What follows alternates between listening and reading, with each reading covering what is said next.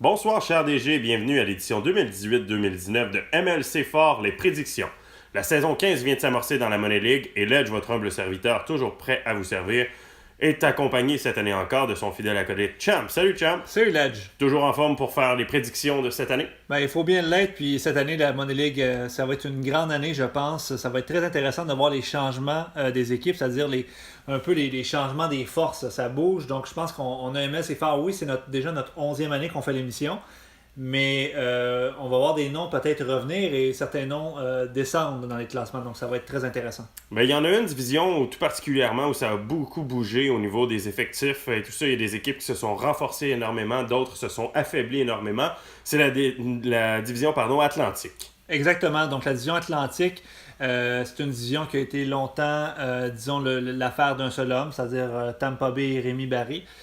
Cette année, on va voir des leaders qui vont être un peu différents. C'est sûr qu'on a encore des classiques, mais je suis bien content de voir un changement quand même, parce que ça faisait plusieurs années que les trois dernières équipes étaient sensiblement toujours les mêmes, c'est-à-dire Boston, Buffalo et Détroit. C'est toujours les trois noms là, qui étaient clairement, on pouvait le prédire chaque année, c'était une de ces trois équipes-là qui allait finir dernière.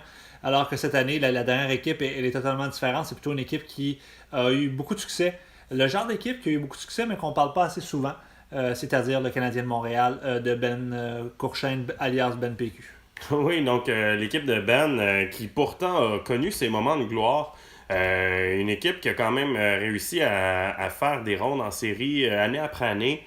Et là, cette année, vraiment, là, c'est vraiment une équipe qui a baissé, mais drastiquement au classement. Oui, ben au moins c'est voulu. C'est pas nécessairement parce qu'on a mal fait. Puis quand je regarde Ben, on le voit que depuis la saison 10, lui il est arrivé de mémoire. Ça fait un certain temps qu'il est là. Je dirais depuis peut-être la saison 6 ou 7 dans ce coin-là. Et depuis ce temps-là, disons, depuis la saison 10, il a fait 100 points et plus, donc pendant 5 ans d'affilée, donc excellent. Pour une équipe qui n'avait jamais vraiment de vedette, c'était toujours, exemple, 3 lignes de Marianne Gabory de ce monde. Tu sais, des noms qui ont déjà été forts, mais qui ne sont plus autant, mais qui restent un Patrick Sharp, ces joueurs-là, Barker, tout ça, ce genre de joueurs-là. Puis là, on a décidé de reconstruire, mais j'avoue que ce que je comprends pas des choix de la direction, ben, c'est l'échange. Auparavant, on avait Devin Dubnyk, puis on avait également Matt Murray. Comme duo. Et là, on a maintenant Carter Hutton et Keith Kincaid. C'est pas vraiment la même qualité. Puis je dirais que pour Matt Murray, moi j'ai été déçu de la transaction. Je m'attendais à ce qu'on reçoive vraiment un élément sûr, alors que sans avoir nécessairement revisité exactement la transaction de mémoire, c'est Yamamoto qu'on a réussi à aller chercher. Prospect qui est un bon prospect des Oilers d'Edmonton, mais qui n'est pas non plus une valeur sûre. Donc pour moi, quand on échange Matt Murray, je sais que Matt Murray n'a pas eu une bonne saison, mais ça reste que malgré ça, c'était le meilleur jeune gardien de la Ligue depuis 2 ou 3 ans? Oui, exactement, mais c'est sûr, ça pourrait être débattu, était-il le meilleur ou quoi, mais assurément, il faisait partie des bons jeunes gardiens de but de la Ligue. Un gardien aussi qui avait eu de très bons chiffres dans les rangs juniors, dans les ligues américaines, etc. C'est sûr que Montréal, c'est quand même surprenant, comme on l'a dit précédemment, de le retrouver avec plus de 100 points pendant autant d'années.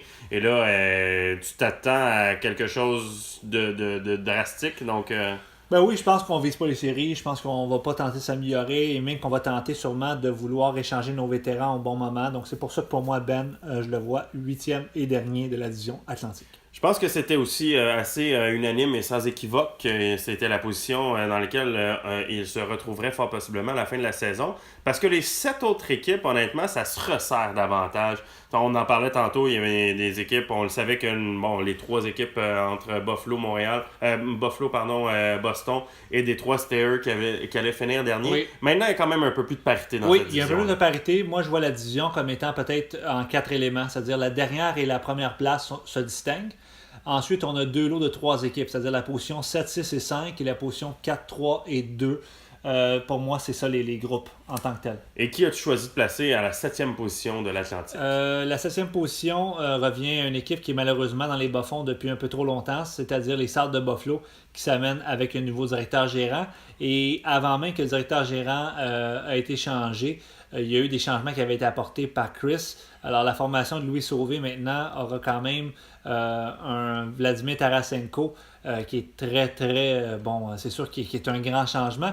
Et également un Vasilevski qui va pouvoir être plus dominant, qui va être pleinement coté. Donc, juste pour ces raisons-là, je dirais que la formation de Buffalo a vraiment un meilleur, disons, un plus gros punch.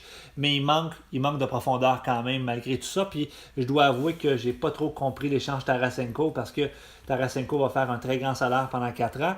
Et on a donné quand même Sam Steele comme échange, en plus de Landeskog et 3 choix au repêchage. Moi, personnellement, j'aurais gardé ces éléments-là. Mais bon, ça, c'est surtout considérant que Landeskog venait juste de faire une très belle saison, qui se rapprochait énormément en fait de celle de Tarasenko. C'est comme si on donnait Sam Steele un peu en bonus. Exact. Alors que Sam Steele, si on regarde ce qu'il a fait au championnat junior l'année dernière, on l'a vu que c'est quand même un joueur qui a un beau potentiel. Est-ce que c'est une valeur sûre? Non. Mais le joueur a quand avec même une blessure à Corey Perry pour 5 mois dans la Ligue nationale de hockey, il est quand même fort à parier que Sam Steele pourrait avoir une place dans l'alignement avec un Ryan Kessler qui est plus proche de son cercueil que de ses patins. Oui. Alors, et il ne faut pas oublier de Buffalo aussi. J'ai oublié de mentionner Ryan McDonough que tu as échangé là-bas l'année passée. Oui, effectivement. Donc, McDonough, Tarasenko, juste là, on a quand même 2 éléments intéressants.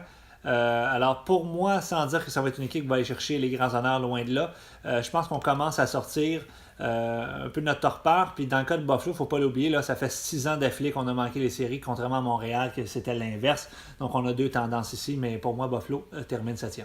Donc, ce sera le manque de profondeur qui coulera malheureusement Buffalo cette année encore, mais on espère bien pouvoir les voir remonter la pente là, au cours des prochaines saisons. En 6e position maintenant. 6e position, pour moi, c'est une équipe qui a déjà gagné la Coupe Stanley récemment. C'est une formation qui a échangé énormément de vétérans et qui a perdu des joueurs agents libres comme Patrick Marleau. Il s'agit des Ligues de Toronto de Nick Fournier. Quand on regarde les départs, là, on a Pécoriné, Patrick Marleau, Ryan Miller, James Neal, donc quand même des grands noms. Mike Green également. On est allé chercher des jeunes dans certaines transactions. On est allé chercher Matt Murray justement de Montréal. Puis on a fait un échange, on a été chercher énormément de choix au repêchage. Mais quand on regarde la formation, on voit que des Zetterberg et des Perry sont déjà disponibles.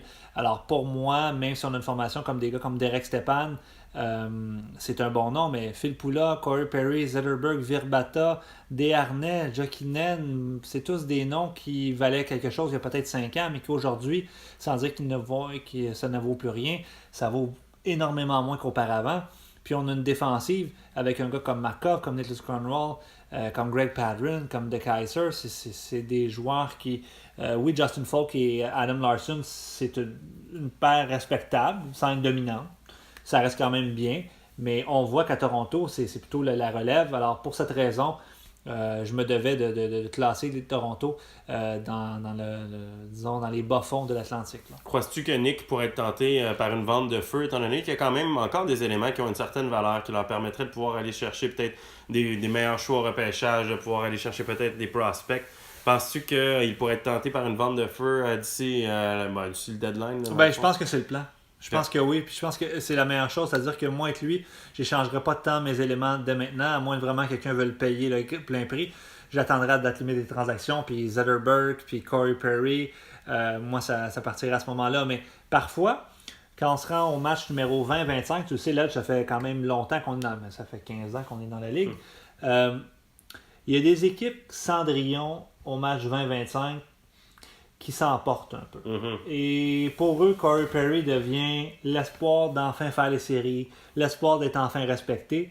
Et là, on peut aller chercher un plein prix et même un peu plus que le plein prix. Alors, si on a des formations comme ça qui surprennent après 25 matchs, peut-être que c'est le temps pour Toronto de faire l'échange à la place d'attendre au match numéro 57, alors que l'équipe qui était Cendrillon au match 25 est revenue à la réalité au match 57. Donc, il faut profiter un peu de ce moment-là.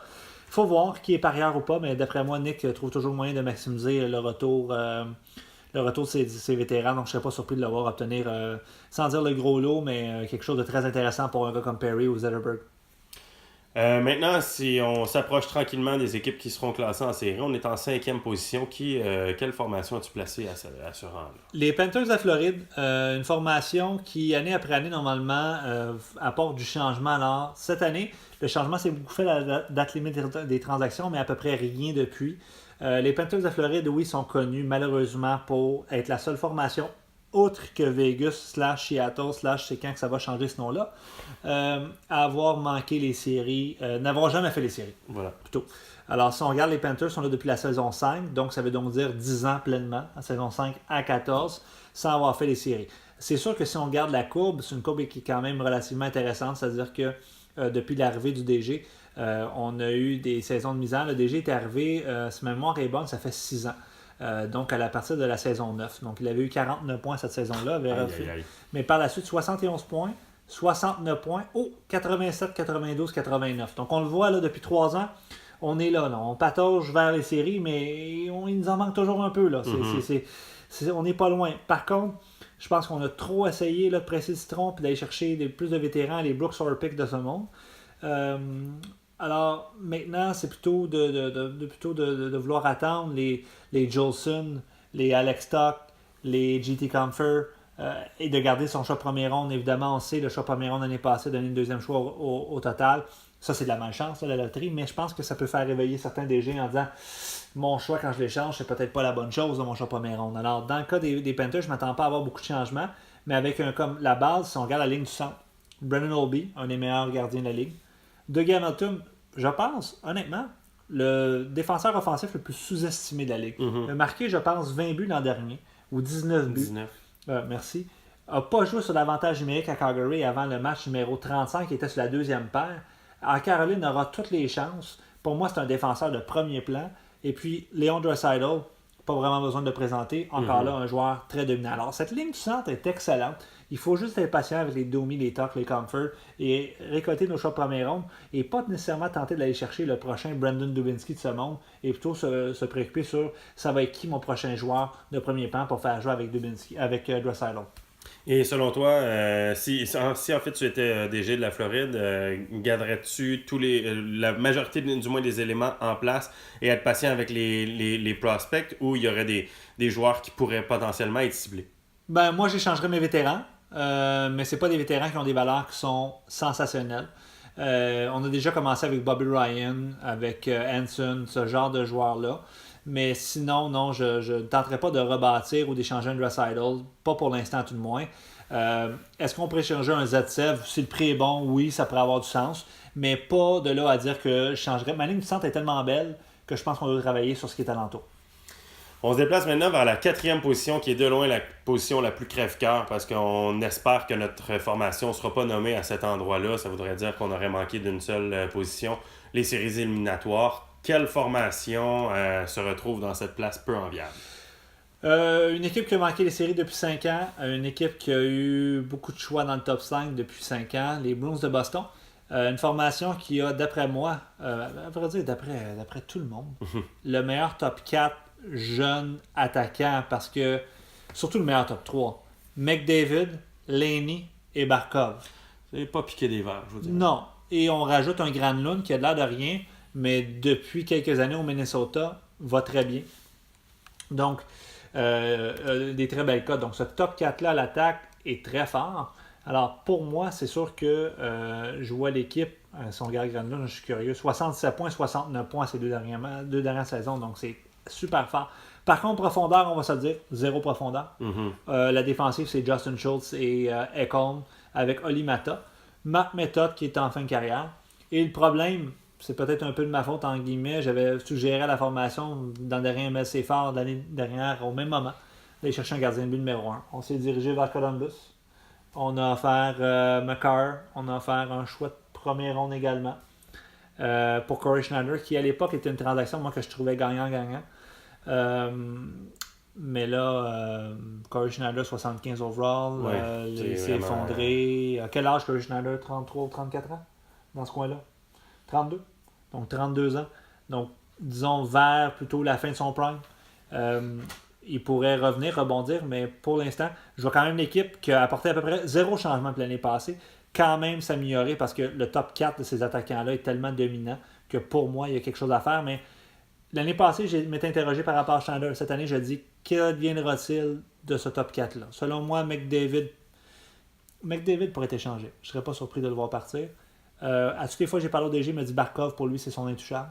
Contrairement à ce qu'on pourrait penser. Il est très complet.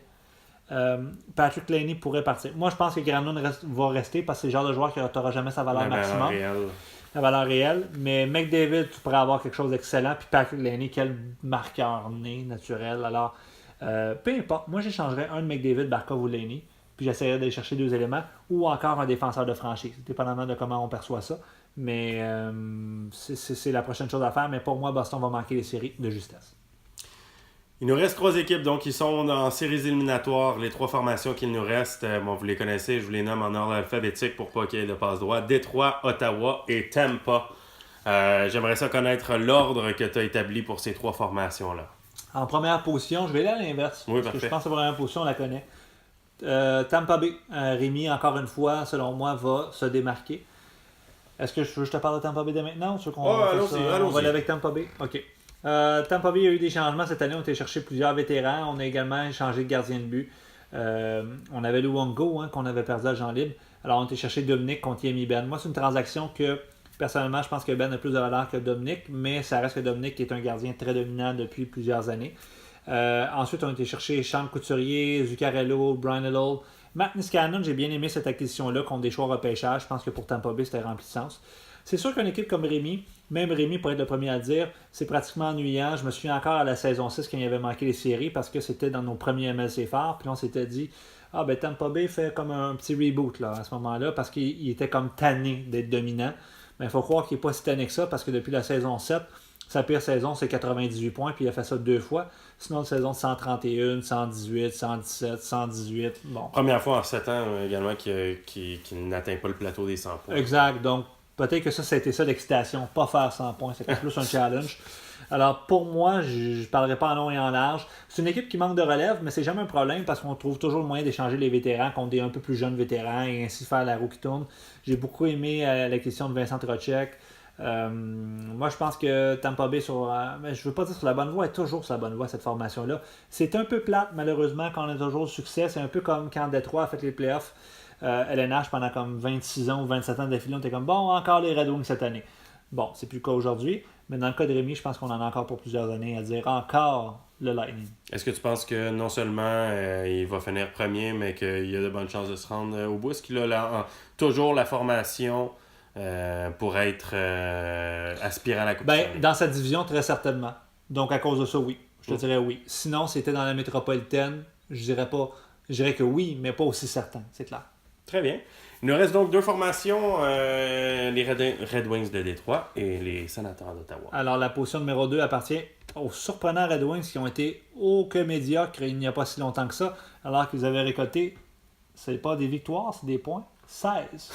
16 points il y a 2 ans. Oui, 16 points. C'est tellement incroyable que je pense que c'est une erreur de frappe. Je pense que je me dois d'aller vérifier les archives parce que je me souviens pas que Détroit avait été à ce point mauvais pour avoir 16 points au classement général. Surtout qu'ils en avaient quand même obtenu 106 2 ans auparavant, ce qui est quand même étonnant. Ouais, c'est 90 points de moins en 2 ans. Je dois avouer que entre ma première étape et ma deuxième étape en sciences physiques, c'est à peu près la plus grosse drop que j'ai vue. Mais ça, c'est une autre histoire. On va laisser ça pour d'autres personnes.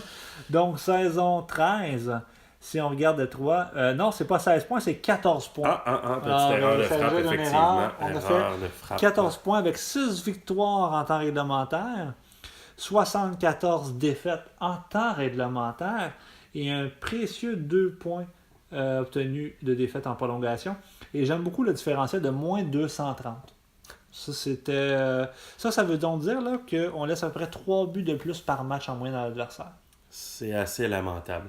Mais ils se sont repris, et ça d'une main de maître quand même, parce que leur équipe est complètement transformée. Complètement différente, c'est hallucinant. Drew Doughty, Kevin Shattenkirk, Mike Green. Juste là, 3 défenses. Et Cam Fowler. Un top 4. Carl Osner, un top 5. Yannick Gould s'amène, lui qui était des rangs mineurs, mais DeBrincat qui était une recrue aussi s'amène. Paul Byron s'amène. Mike Smith devant le filet. Aaron Dell qui a très bien fait à San Jose LNH, donc un très bon backup. Le point faible, c'est évidemment justement le duo Smith-Dell, mais je pense qu'on va être capable de trouver la chimie là. La défensive est excellente, mais l'attaque, Yannick Gourde, Macherso, Philippe Forsberg, Dylan Larkin, Thomas Hurdle, Jake Gonzalez, Thomas Tatar, Alex DeBrincat, c'est très fort. Et Shevnikov et Zadina ne sont pas encore arrivés. Alors, Détroit a fait, on y va, pourquoi pas. Faut pas oublier, là, pour les gens qui sont arrivés depuis peut-être 5 ans, 6 ans, les Red Wings à l'époque, là, c'était un fleuron de la Money League là, dans les premières années. Là. Oui, il avait été mauvais les 2 premières années, mais après ça, 107, 115, 116, 105, 103 points. Ça, si je ne me trompe pas, c'est à l'époque que Détroit avait Rick DiPietro devant le filet avec un autre gardien de but, puis Jeff Carter, puis tout ça. Ça fait tellement longtemps, mais ça me ramène à ce moment-là. Là, on parle quasiment début 2000, mi-2000. Donc, je vois pas comment l'équipe pourrait ne pas bien faire cette année. Et là, 2 questions par rapport aux Red Wings de Détroit. La première, les vois-tu franchir le plateau des 100 points? Oui.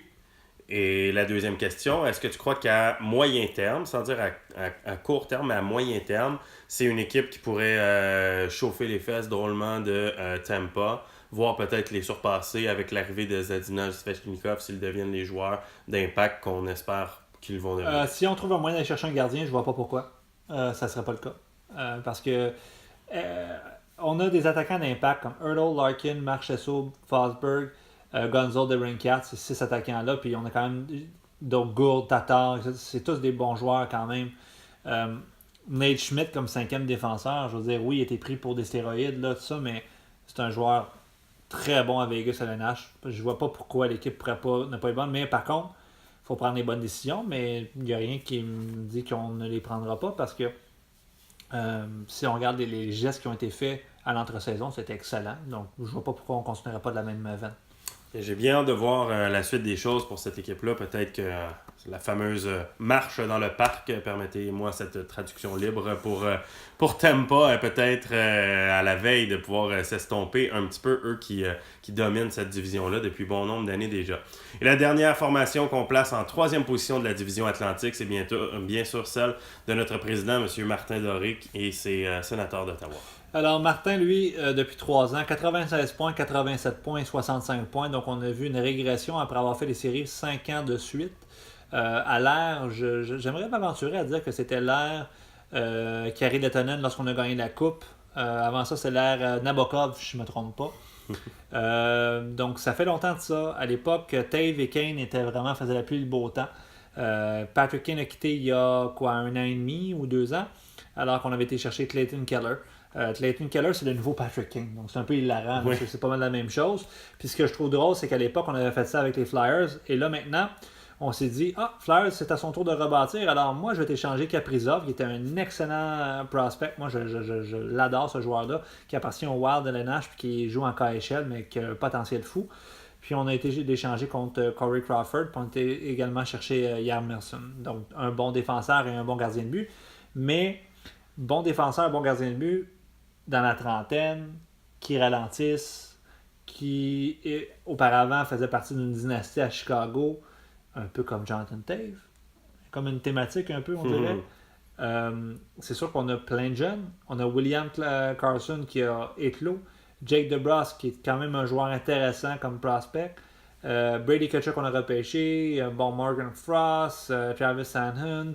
On a des bons jeunes, puis Ottawa, c'est comme souvent l'équipe qui repêche des joueurs que tu fais comme « Ah, il me dit quelque chose ce nom-là », puis finalement, il finit par bien faire.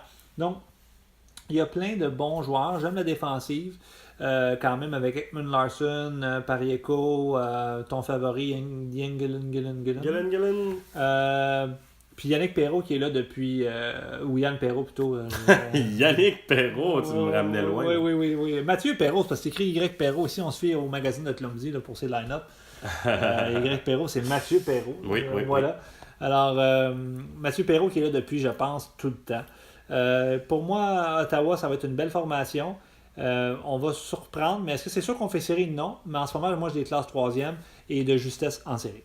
Donc, si on récapitule pour la division Atlantique et on conclura ce premier segment là-dessus, on a Tampa qui est toujours premier, en 2e position les Red Wings de Détroit, en 3e position les Sénateurs d'Ottawa, à la 4e place les Bruins du Boston, en 5e position les Panthers de la Floride, en 6e les Leafs de Toronto, en 7e les Sabres de Buffalo et finalement on ferme la marche avec en 8e place les Canadiens de Montréal.